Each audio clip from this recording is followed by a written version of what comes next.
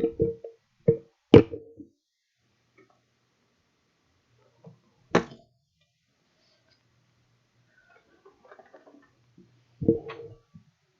right, this is 7th period on Thursday. It says 1 viewer, but I think that's just me. Hopefully we'll get some more live, or some of you guys can check it out later. This is the preview on this little window that's like 10 seconds ago, so that's why it looks weird. I'm going to introduce our project for the quarter and some of the materials I'm going to be posting on Google Classroom.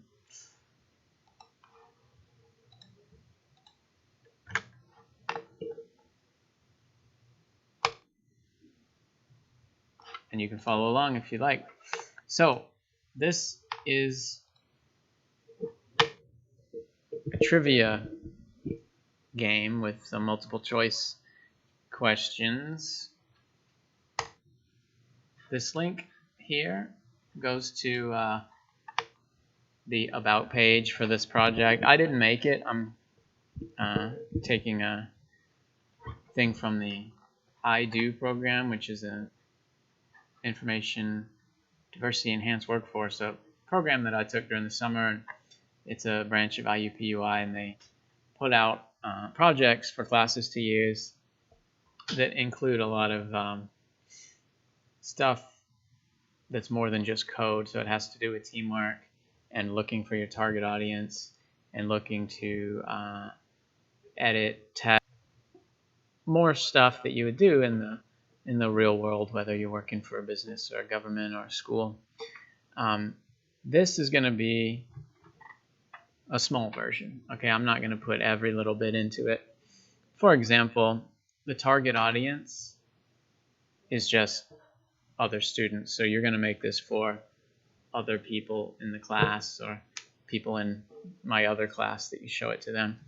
That makes it easy because you don't have to worry about, are they using different devices or do they have different skills or something. You pretty much know they're going to be doing this on a Chromebook, and you pretty much have a good idea of what their knowledge is. That's one thing to keep it simple, you know. Anyway, let's look at the project itself. You're going to make a trivia game, a quiz that's going to start with some kind of welcome screen. Yours will have more than this.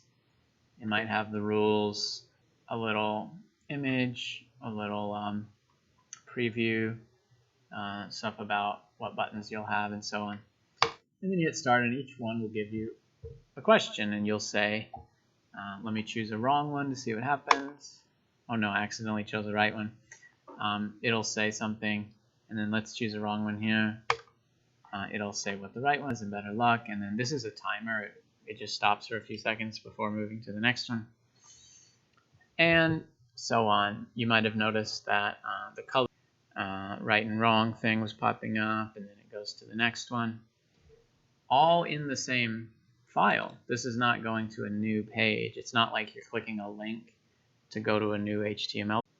What we've already done in quarter one, if you remember your quarter one project doing a little JavaScript, we had a button that would make something appear or make something disappear or make something change, and that's exactly the same what we're doing here. You're just having like question 3 appear, and then whenever we click one and it goes to the next one, it has that hide, and then it has question 4 appear, using a lot of the same stuff as we did in quarter one.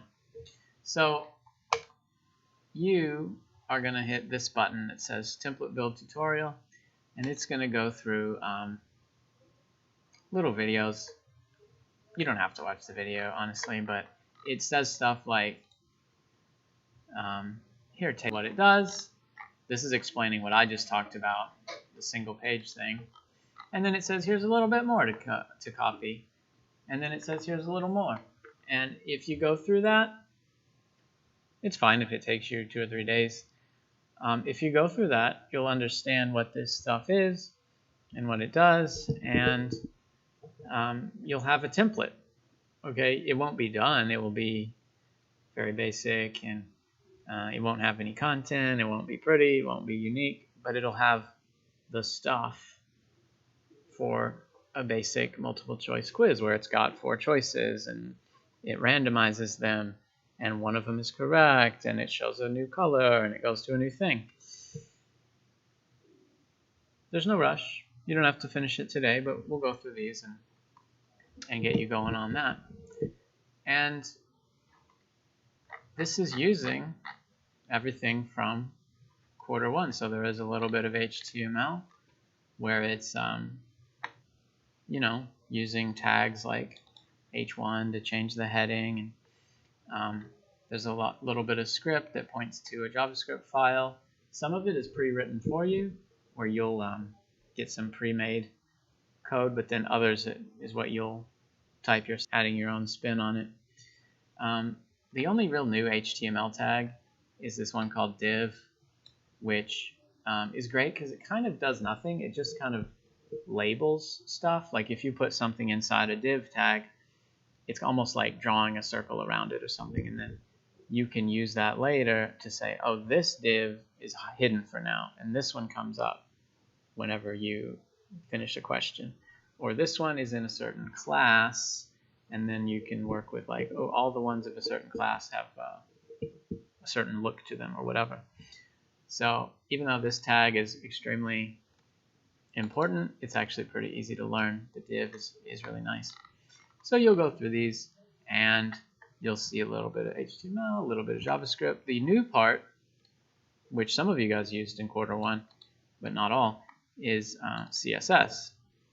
And so when you go through CSS, it instead of choosing how one thing works, like setting the font for one block of text or setting the color for one button, it does it in terms of rules, like, oh, all the buttons are going to look this way, or all the text is going to look this way, or all the screens of a certain category are going to look this way.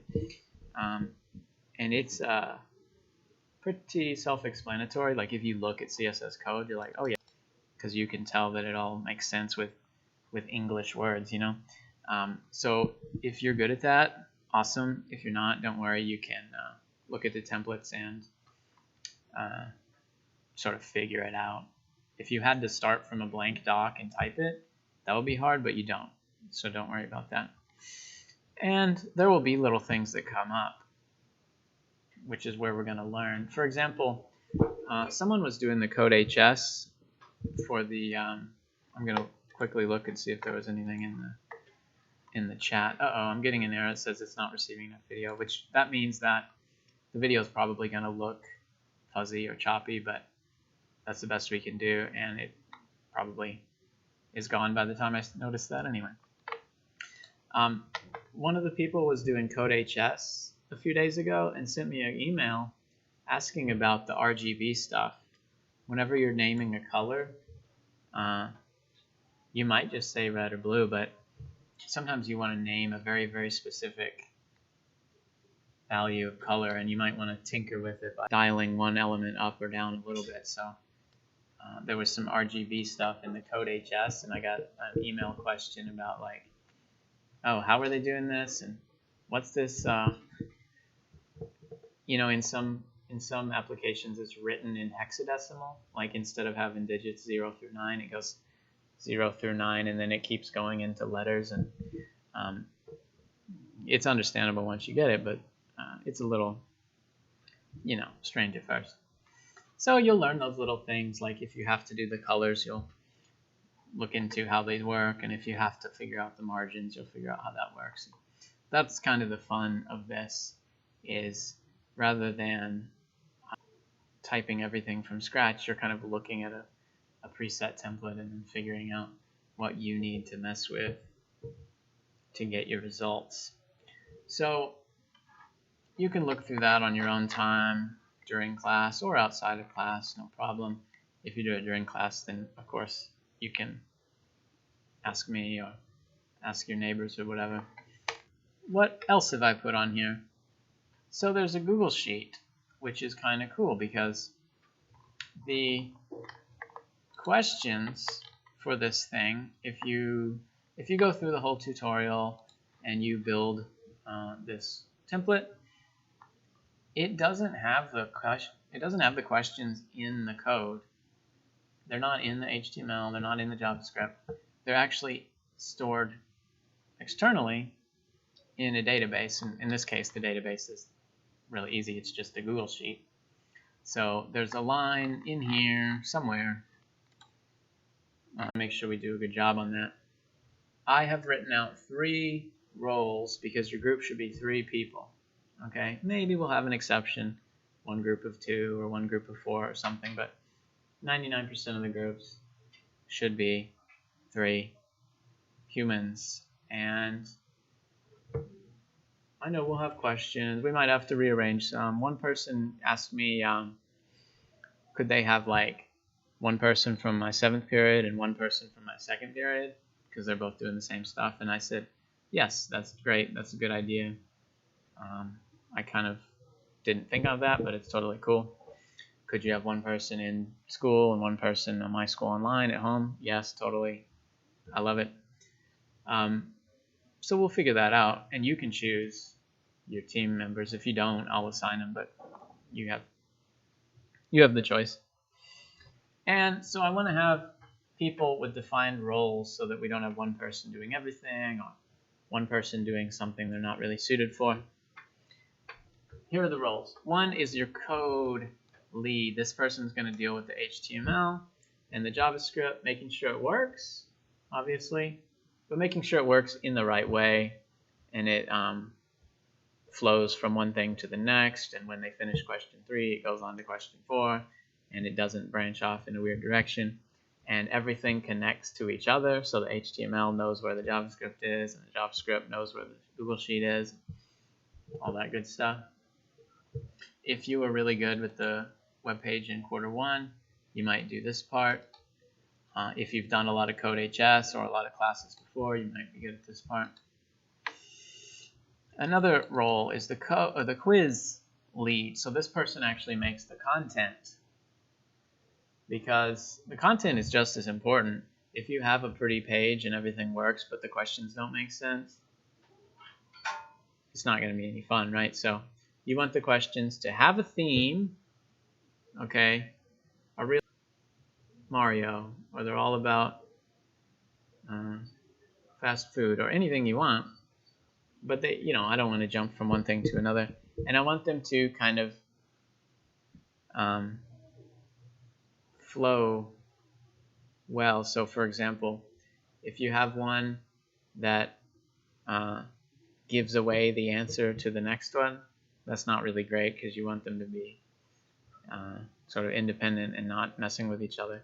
Or if you have one that asks the same thing as the question from the beginning, that's no good. So this is a bit of writing. If you're good at writing and making your sentences understandable and making the answers logically distinct, maybe that'll be the role for you. Who's going to do the visuals? You should have everything you need. A link to the tutorial to get started, a link to the sheet so you can base yours off of that, a link to the roles. Take some time to choose your group, choose your topic, think about your roles, open your file and get started. If you open a Replit file, somebody watches it later. I don't want to make them sit down for 20 minutes. And I will post it.